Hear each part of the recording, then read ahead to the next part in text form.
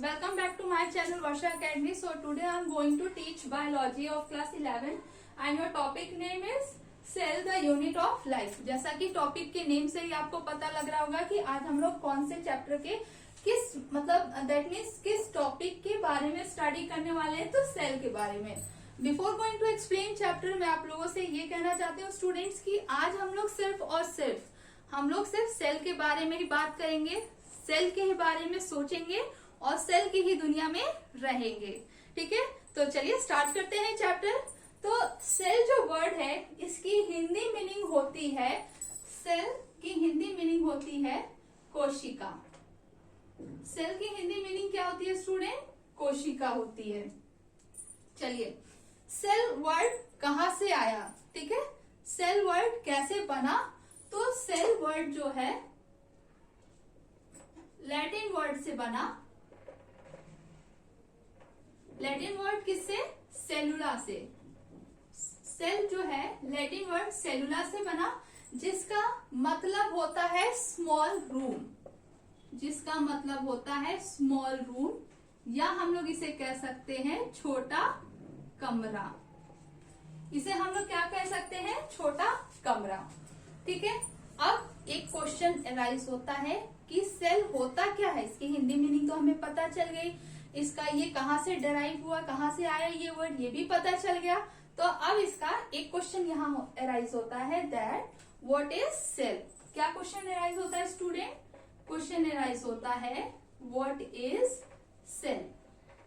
Cell क्या होता है? बचपन से ही तो पढ़ते आ रहे हैं cell cell cell cell. Cell क्या होता है? Cell is a basic fundamental structural and functional unit of all living things या all living organism, या हम इसको अदर वर्ड्स में भी कह सकते हैं that cell is the basic structural basic building blocks of all living organisms। ठीक है, तो क्या हो गया? क्या होता है cell? Cell is the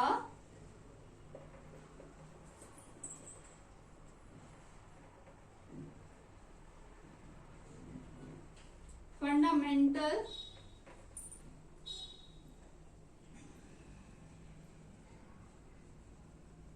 structural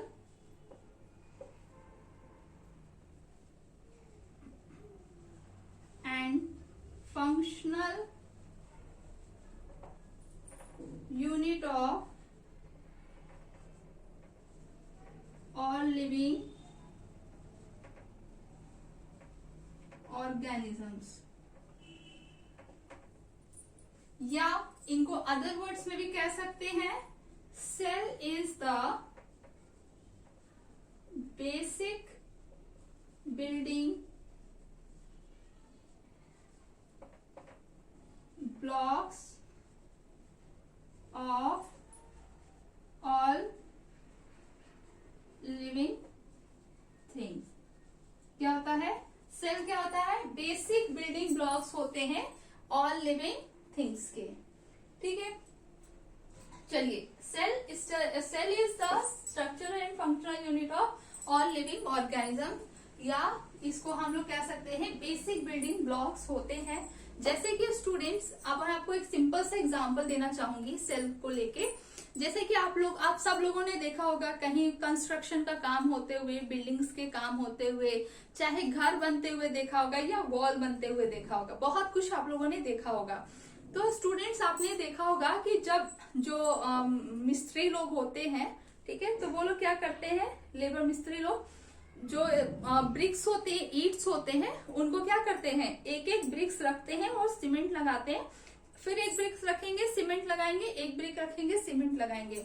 यही प्रोसेस वो क्या करते हैं, कंटिन्यूअसली करते जाते हैं। ठीक है, कंटिन्यूअसली प्रोसेस करते हैं तो आप देखिएगा कि एक सीधी लेयर क्या होती है, रेडी हो जाती है।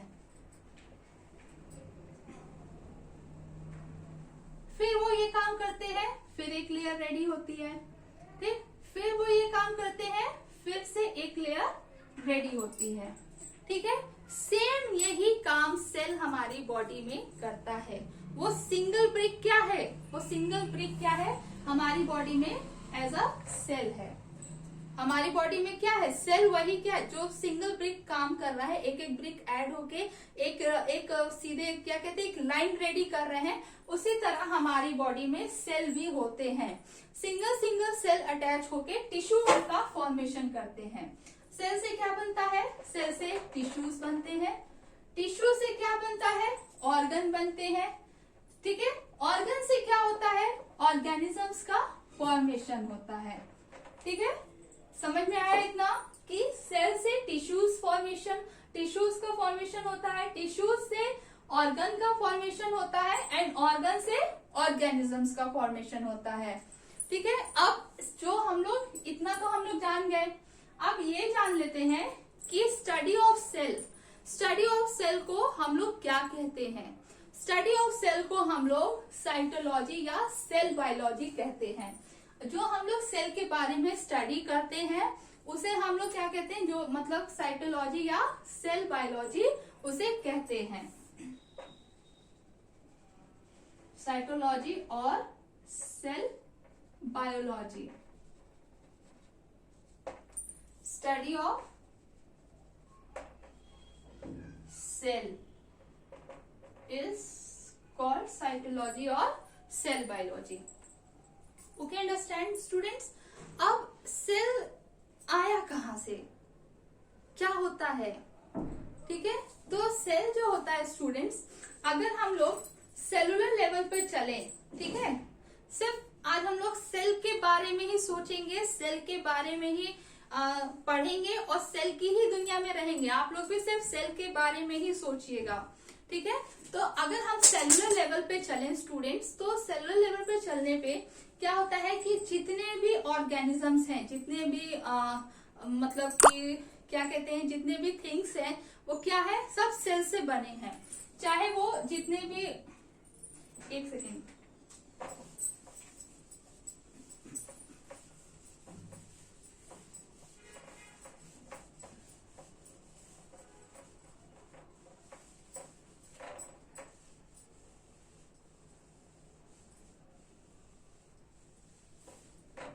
जितने भी ऑर्गेनिजम्स हैं स्टूडेंट्स वो सब किससे बने हैं, सेल से बने हैं। अब सेल दो टाइप्स के ऑर्गेनिजम्स होते हैं, एक यूनिसेलुलर होता है और एक मल्टी सेलुलर होता है। यूनिसेलुलर मतलब हो गया एक कोशिकीय, मल्टी सेलुलर हो गया मतलब बहुकोशिकीय। ठीक है, यूनिसेलुलर मतलब एक कोशिकीय और मल्टी सेलुलर मतलब बहुकोशिकीय। ऐसे ऑर्गेनिज्म जो कि सिंगल सेल से कंपोज्ड होते हैं, कैसा क्या कहा मैंने, ऐसे ऑर्गेनिज्म जो कि सिंगल सेल से कंपोज्ड होते हैं उन्हें हम लोग क्या कहते हैं, यूनिसेलुलर ऑर्गेनिजम्स कहते हैं। ठीक है, जैसे कि अमीबा, पैरामीशियम, ये सब क्या है, यूनिसेलुलर ऑर्गेनिजम्स हैं। कुछ ऐसे ऑर्गेनिजम्स जो कि मल्टी सेलुलर से कंपोज्ड होते हैं, जैसे हम ह्यूमन बीइंग, ठीक है, डॉग, कैट, एलिफेंट, गोट, ये सारे क्या है, मल्टी सेलुलर ऑर्गेनिजम्स हैं। क्योंकि ये लोग क्या हो रहे हैं, मल्टी से मतलब मल्टी सेल से क्या हो रहे हैं, फॉर्म्ड हो रहे हैं या कंपोज्ड हो रहे हैं। तो ऐसे ऑर्गेनिजम्स को हम लोग मल्टी सेलुलर कहते हैं। अब ये जो सेल है, ठीक है, अगर हम इसको सेलुलर लेवल पे देखें तो सेलुलर लेवल पे देखें तो अगर इसका जितने भी ऑर्गेनिजम्स हैं, चाहे वो यूनिसेलुलर हो चाहे वो मल्टी सेलुलर हो, सबकी शुरुआत सिंगल सेल से हुई है। सिंगल सेल वो क्या है, वो है जाइगोट। सिंगल सेल क्या है, वो है आपका जाइगोट।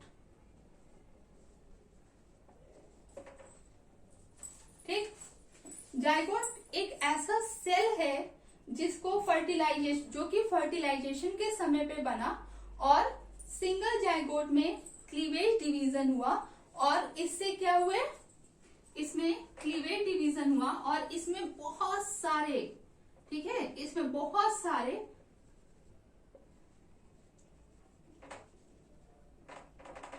कौन सा डिवीजन हुआ, क्लीवेज डिवीजन हुआ और इससे बहुत सारे मल्टी सेल्स का क्या हुआ, फॉर्मेशन हुआ। ठीक है, तो यहां से क्या हुआ, सेल का फॉर्मेशन हो गया। किससे हुआ, जाइगोट से हुआ। एक सिंगल जाइगोट है जो कि फर्टिलाइजेशन के समय बनता है। इसमें क्या होता है, क्लीवेज डिवीजन होता है। क्लीवेज डिवीजन होने के बाद बहुत सारे मल्टी सेल्स का फॉर्मेशन हो जाता है। ठीक है, तो ये हो गया हमारा कंप्लीटली, हमने स्टडी किया सेल के बारे में। सेल के बारे में, अब सेल के फंक्शन क्या होते हैं, क्या काम है सेल का हमारी बॉडी में। एक तो फर्स्ट इसका फंक्शन कि ये हमारी बॉडी को शेप देता है, टिश्यूज बनाए, ऑर्गन्स बनाए, क्या किया, उसको एक शेप दिया। ठीक, सेकेंड ये हमारी क्या करता है, जो न्यूट्रिएंट्स फूड में जो न्यूट्रिएंट्स होते हैं उन न्यूट्रिएंट्स को लेता है।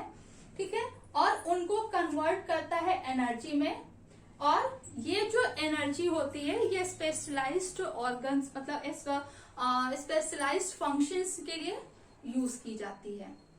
ठीक है, अब स्पेशलाइज्ड फंक्शन क्या होता है, मुझे तो नहीं पता।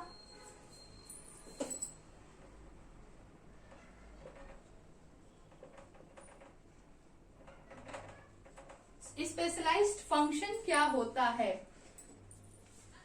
स्पेशलाइज्ड फंक्शन मीन्स होता है ये एक तरीके का स्पेसिफिक रोल होता है जो कि हर सेल के पास होता है। हर सेल क्या करता है, अपना डिफरेंट जॉब करता है।